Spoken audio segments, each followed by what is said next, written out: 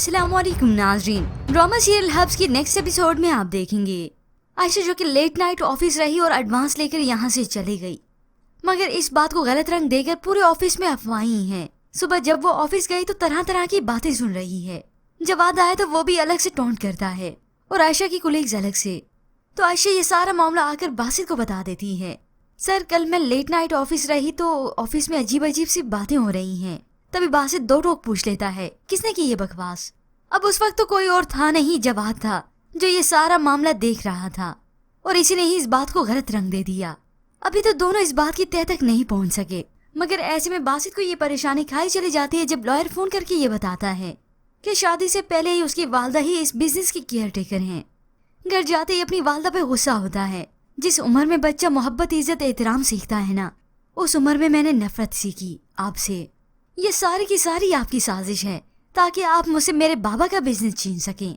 ये कहते हुए बासित वहाँ से चलता बना तो उसकी वालदा कह देती हैं, अगर तुम्हें ये लगता है कि मैं कब्जा करने के लिए आई हूँ तो तब तो तुम्हें शादी फौरन कर लेनी चाहिए। ये सुनकर तो बासित का दिमाग एकदम से फिर से घूम गया।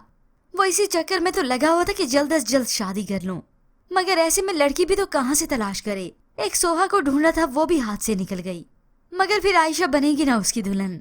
मगर फिलहाल तो ऑफिस में ये अफवाहें गर्दिश कर रही हैं कि बासित और आयशा का चक्कर चल रहा है। बासित के सभी एम्प्लॉयज इसी मुतालिक बात कर रहे हैं।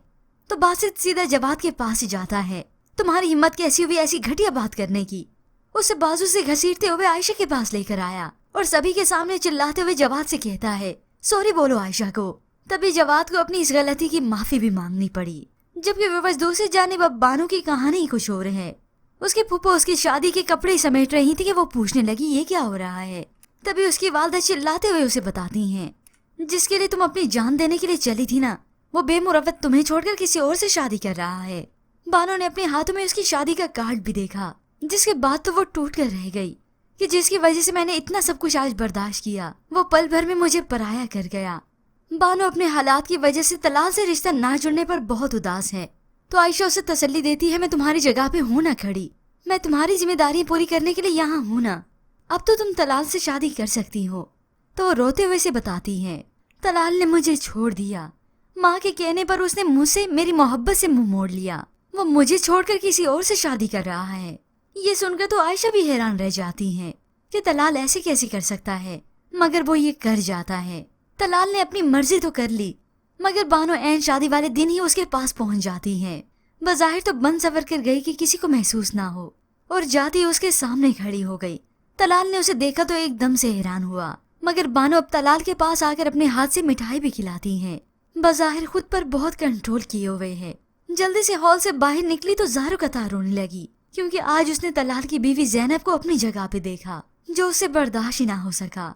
यूं बिलाखिर वो रोते हुए अपने घर वापस लौटती है। अब एक के बाद दूसरी आजमाइशी है कि इन बहनों पर खत्म ही नहीं हो रही। मोहब्बत की छिन जाने का गम अलग से, मगर ये गरीबी का दुख अलग से है। गरीबी तो गरीबी, मगर माँ के ताने अलग से मार देते हैं। और अब की बार ये आयशा ही होगी जो इस गुर्बत को हो सकता है दूर करे, क्योंकि बहुत जल्द उसका नाम बासित के साथ जुड़ने वाला है। पर व्यूअर्स, आपके ख्याल में क्या बानो खुद को संभाल पाएगी? इसके मुतालिक हमें अपनी कीमती राय का इजहार जरूर कीजिएगा। मजीद ड्रामास प्रोमो के लिए आप देखते रहिए उर्दू टीवी।